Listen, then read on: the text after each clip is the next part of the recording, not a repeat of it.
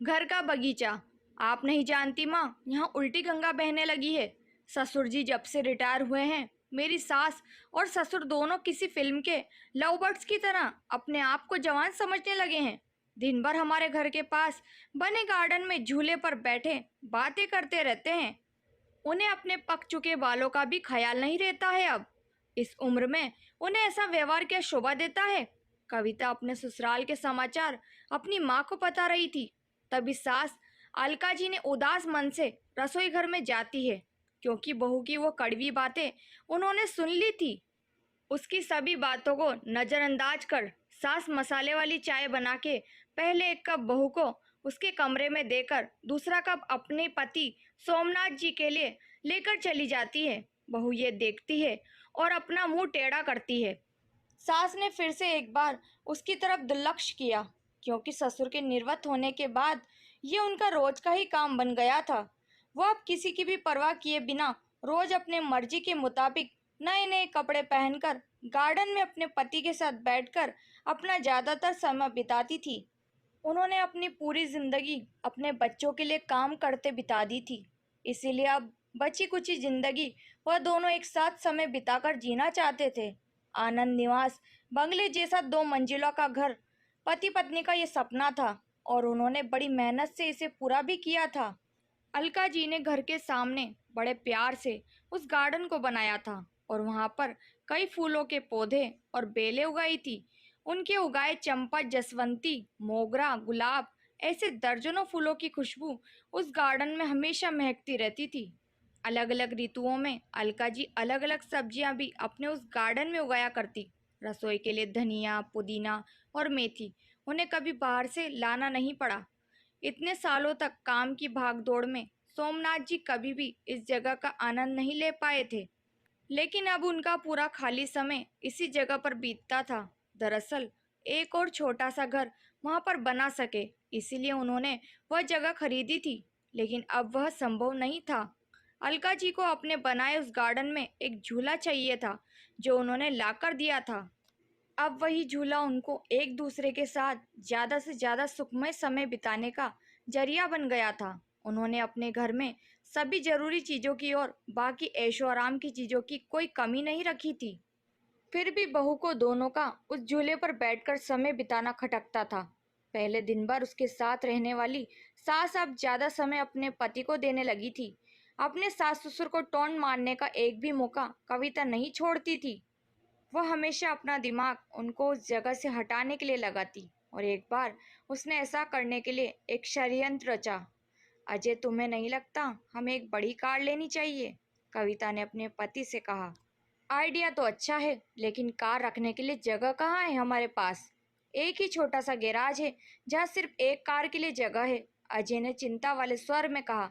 कौन कहता है जगह नहीं है? वह गार्डन है ना, जहाँ आजकल 2 लव बर्ड्स अपना डेरा जमाए बैठते हैं।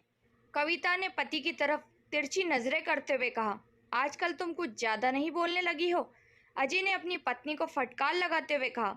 लेकिन सच तो ये था कि उसने भी इस बारे में अपने पिता से बात करने का मन बना लिया था।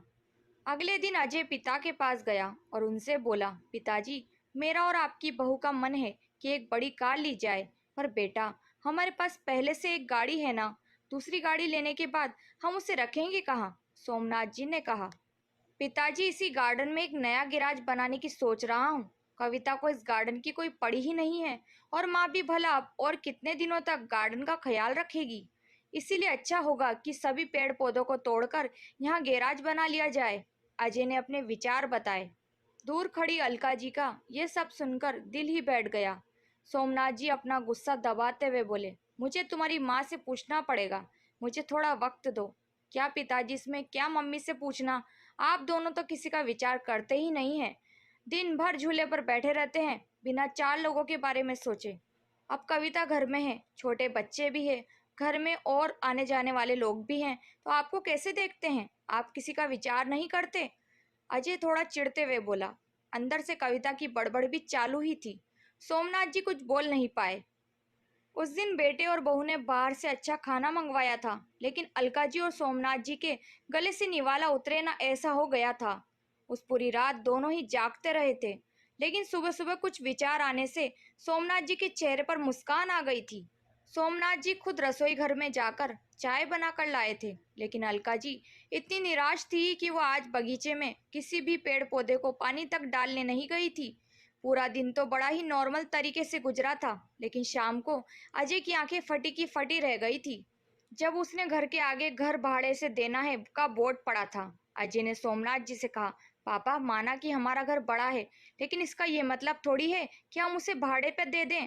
बेटा, अगले महीने मेरे साथ काम करने वाले शर्मा जी रिटायर हो रहे हैं, वही अब इस घर में भाड़े से रहेंगे, सोमनाथ जी ने कहा। लेकिन वो कहाँ रहेंगे? अजय ने अपनी शंका भरा सवाल पूछा। घर के उस हिस्से में जहाँ तुम रहते हो, सोमनाथ जी ने कड़क आवाज में कहा। और पापा, हम कहाँ रहेंगे? नरम पड़ती आवाज में अजय ने पूछा। बेटा, मैं मानता हूँ कि मैंने तुम्हें इस लायक तो बनाया है कि तुम अपने पैरों पर खुद खड़े हो सको। इसीलिए तुम्हारे पास 1 महीना है। तुम अपने लिए नया फ्लैट ढूंढ लो या कंपनी के फ्लैट में रहने चले जाओ। वहां तुम्हें तुम्हारी उम्र के लोगों का साथ मिल जाएगा और इस घर में हमें हमारी उम्र के लोगों का साथ मिल जाएगा। तुम भी सुखी और हम भी। सोमनाथ जी ने सब कुछ साफ साफ बताया। पापा, लगता है आप तो नाराज हो गए। कल मैंने जो भी कहा मेरा वो मतलब नहीं था। अजय ने अपने पापा के आगे हाथ जोड़ते हुए कहा। नहीं बेटा, तुम्हारी जनरेशन ने हमें एक सबक दिया है कि कैसे प्रैक्टिकल बनकर रहा जाता है। हम बड़े तुम बच्चों को साथ में देखकर खुश हो सकते हैं, तो तुम्हें हमें साथ में देखने में क्यों प्रॉब्लम होती है? ये घर, ये गार्डन, गार्डन में बड़े हुए ये पेड़ पौधे इस बात के गवाह हैं कि कैसे तुम्हारी माँ ने मेरे लिए और खासकर तुम्हारे लिए जी जान से सेवा की है। अपना समय, अपनी जवानी खर्च कर दी है, इसलिए इन सब पर तुमसे और मुझसे भी ज्यादा तुम्हारी माँ का हक है, और इन सबको मैं तुम्हारी माँ से नहीं छीन सकता। सोमनाथ जी ने अपनी पत्नी की तरफ देखकर कहा। दोस्तों, जाने अनजाने में हम हमेशा ये गलती कर बैठते हैं। हम सोचते हैं कि हमारे बड़े बूढ़े हमारे हिसाब से जीवन जिए। ऐसा करवाने के लिए हम उन पर अपने विचार थोपने लगते हैं, लेकिन हम ये भूल जाते हैं कि उन्होंने हमारे लिए कितना त्याग किया है, और जब उन्हें उनके हिसाब की जिंदगी जीने का मौका मिलता है, तब उनका साथ देने के बजाय हम उनके विरोधी बन जाते हैं। दोस्तों, इस कहानी पर आपकी क्या राय है? कमेंट करके जरूर बताएं। आपके राय और सुझाव का इंतजार रहता है। उम्मीद करती हूँ कहानी पसंद आई होगी। कहानी पसंद आए तो लाइक शेयर करना बिल्कुल ना भूलें। चैनल पर नए हैं तो सब्सक्राइब करें, बेल आइकन प्रेस करें ताकि मेरी अगली वीडियो की नोटिफिकेशन मिल जाएगी। आपका कीमती समय देने के लिए बहुत बहुत धन्यवाद। मिलते हैं नई कहानी के साथ।